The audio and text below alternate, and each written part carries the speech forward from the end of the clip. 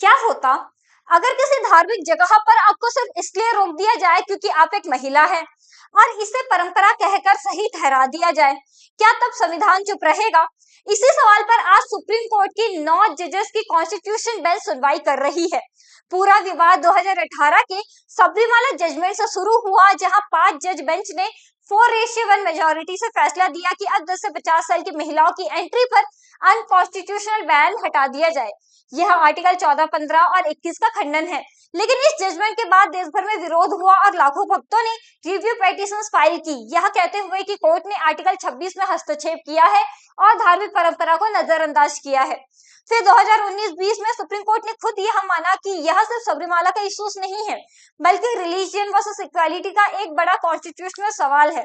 इसलिए इसे सीधे डिसाइड करने के बजाय 9 जज कॉन्स्टिट्यूशन बेंच को रेफर कर दिया गया, ताकि यह तय किया जा सके कि धार्मिक आजादी का दायरा क्या है और क्या इक्वालिटी उससे ऊपर है। इसके बाद इस पूरे मामले से हर धर्म के मुद्दे जुड़ गए, जहां सीधा टकराव आर्टिकल 25 और 26 के धार्मिक अधिकार का और आर्टिकल 14, 15 और 21 के इक्वालिटी, नॉन डिस्क्रिमिनेशन और डिग्निटी के प्रिंसिपल का है। तो आज हम इसी टॉपिक पे डिटेल डिस्कशन करने वाले हैं, तो अंत तक इस लेक्चर में आप बने रहिएगा। सबसे पहले हम समझते हैं कि यह न्यूज क्या है। सुप्रीम कोर्ट ऑफ इंडिया ने क्या किया है, एक 9 जजों का बेंच बैठाया है और इस बेंच में क्या किन चीजों पर सुनवाई की जाएगी? जो सबरीमाला केस है उन पर सुनवाई की जाएगी, ठीक है। और कब सुनवाई किया जा रहा है? तो अप्रैल में, यानी अभी के टाइम पर यह सुनवाई की जा रही है। कल यानी 7 तारीख से यह शुरू हुआ है। कल पूरी डिबेट चली है, डिबेट पूरी छिड़ी है इसमें, इस टॉपिक पे। आज भी जो है प्रॉपर पूरी डिटेल में डिस्कशन कर रहे हैं इस टॉपिक पे।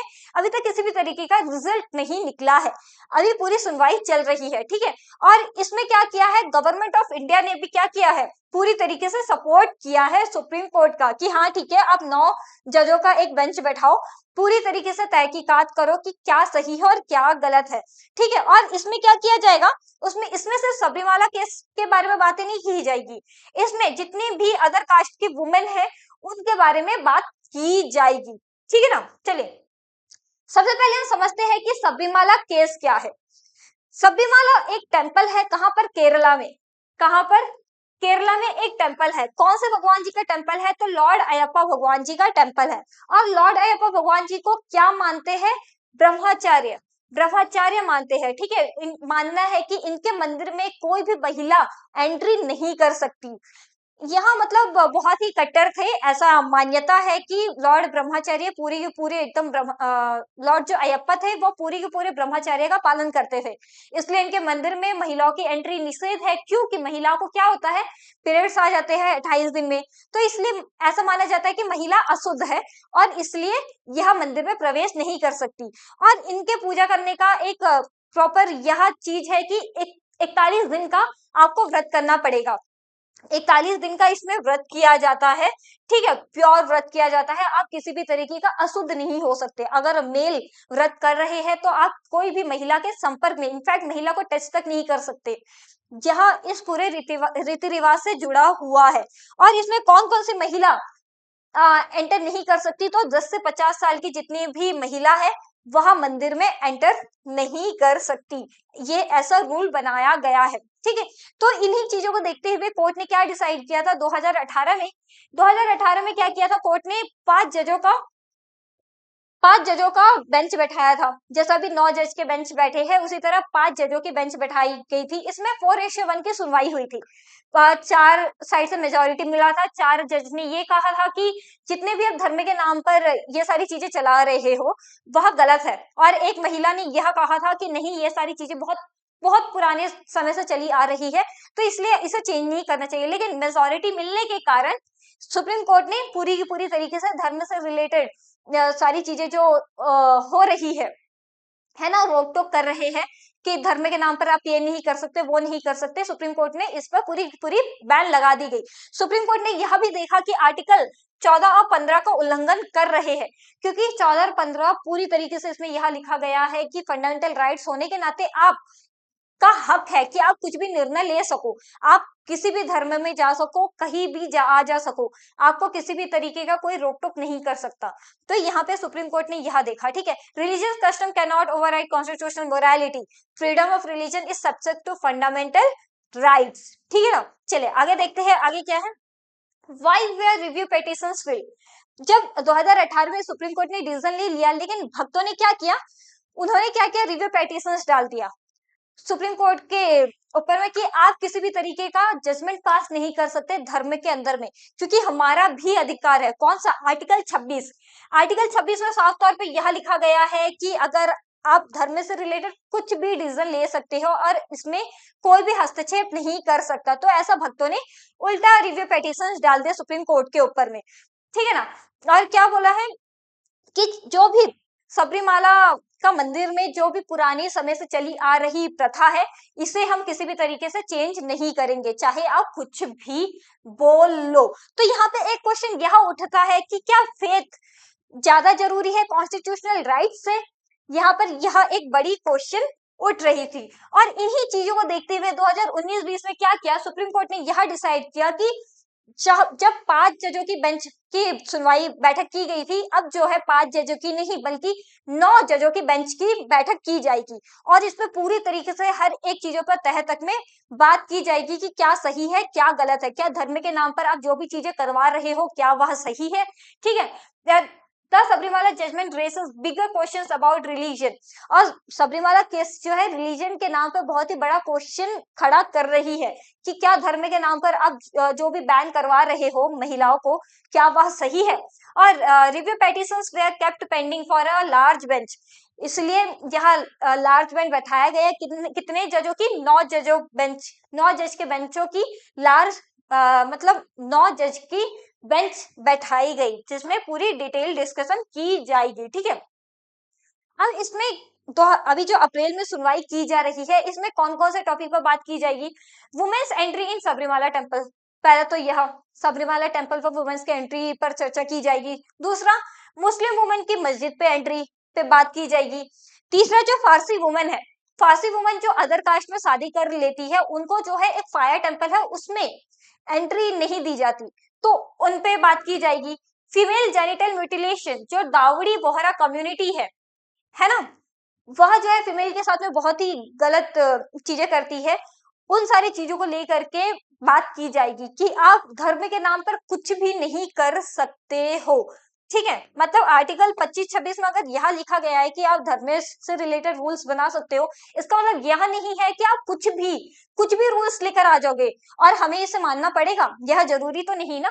तो अब समझते हैं व्हाई अ मुस्लिम स्वासी and Bohra women's issues link. जो सबरीवाला का जो केस था, जब यह केस आया तब बहुत सारे क्वेश्चंस यह उठे कि यह सिर्फ हिंदू के कास्ट के साथ में खिलवाड़ नहीं किया जा रहा है, इस और भी कास्ट है, कौन, मुस्लिम हो गए, फारसी हो गए और ब्रह्मा बोहरा जो कम्युनिटी के जितने भी वुमेन है उनके साथ में। All cases raise same constitutional question, सारे केसेस क्या कर रहे हैं, सेम कॉन्स्टिट्यूशनल क्वेश्चंस पूछ रहे हैं, ठीक है। Can religion deny women's equal right, क्या कोई भी धर्म अपने जो वुमेन की जो राइट है उसे छीन सकता है। कॉमन कॉन्फ्लिक्ट क्या है, religion tradition versus women equality, क्या धर्म ज्यादा बड़ा है कि हमारा कॉन्स्टिट्यूशनल राइट्स ज्यादा बड़ा है, इनके ऊपर में कॉन्फ्लिक्ट चल रहा है। Court wants to give one clear rule for all religion, इसलिए कोर्ट क्या डिसाइड कर रहा है, जितने भी लोग हैं, चाहे वह मर्द हो चाहे वह महिला हो, दोनों के लिए, हर धर्म के लिए एक ही रूल होना चाहिए। अगर मर्द को अलाउ है मंदिर जाना तो वुमेन्स को भी अलाउ होना चाहिए, ठीक है ना। आप कोई नहीं होते किसी को रोक टोक करने वाले धर्म के नाम पर। अब समझते हैं कि मुस्लिम वुमेन्स के साथ में क्या किया जाता है। देखिए, मुस्लिम वुमेन को क्या है, एक तो अलाउ नहीं है मस्जिद में, या तो फिर अगर उन्हें अलाउ किया जाता है तो उन्हें एक सेपरेट एरिया दे दिया जाता है, एक सेपरेट एरिया दे दिया जाएगा कि आप यहाँ जा करके खड़े हो सकते हो, इसके अलावा आप कहीं भी आ जा नहीं सकते हो। तो क्या यह फेयर है, यह क्वेश्चन यहाँ पे बन रहा है। दूसरा, जो फारसी जो वुमेन है, इनका केस ऐसा है कि अगर फारसी वुमेन अदर कास्ट में के लड़के से शादी कर लेती है तो फायर टेम्पल में आप एंटर नहीं कर सकती। लेकिन इसी के अपोजिट अगर फारसी मेन अदर रिलीजन के वुमेन से शादी कर लेते हैं तो उनको अलाउ है मंदिर में आना। तो क्या यह सही है, यहाँ पे ये क्वेश्चन भी बन रहा है। Marriage choice should not take any religion rights, है ना। चलिए, फिर उसके बाद में यह जो दावोड़ी बोहरा जो कम्युनिटी है, जो समुदाय है, इनका ऐसा है कि जब इसमें बेटियां पैदा होती है, जब बेटियां थोड़ी सी ग्रोथ होना मतलब बड़ी होना शुरू होती है, बेटियां बड़ी होती है, उनका क्या करते हैं, प्राइवेट पार्ट में ब्लेड से कट लगाते हैं। क्या आप धर्म के नाम पर यह सही कर रहे हो? हाँ, यहाँ पे ये बहुत बड़ा क्वेश्चन, बहुत बड़ा सवाल उठ रहा है कि क्या धर्म के नाम पर ये चीजें सही कर रहे हो?